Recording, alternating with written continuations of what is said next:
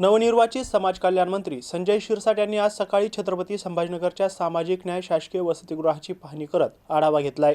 यावेळी सुविधांचा अभाव पाहून त्यांनी अधिकाऱ्यांना चांगलंच धारेवर धरलं होतं।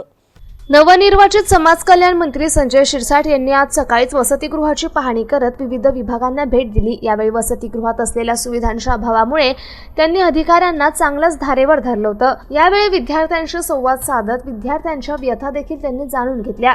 2 दिवसापूर्वीच विद्यार्थ्यांनी वसतिगृहात सुविधांचा अभाव असल्यामुळे आंदोलन केलं होतं।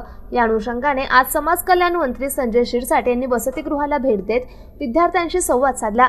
यावेळी विद्यार्थ्यांनी आपल्या व्यथा मांडल्या। त्यानंतर त्यांनी अधिकाऱ्यांना चांगलंच धारेवर धरलं आणि तुम्हाला फक्त पैसेच खायला पाहिजे का अशा शब्दात त्यांचा समाचार घेतलाय। विद्यार्थ्याच्या नावावर हे काय नेमकं करतायत ना।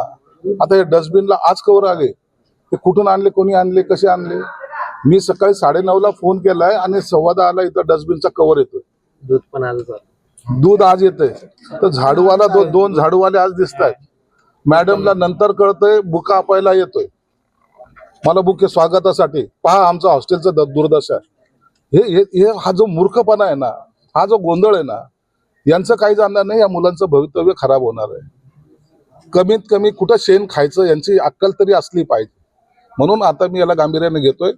तुम्ही पाहाल यामध्ये जोही दोषी असेल त्या सर्वांना इथून हकालपट्टी करण्यात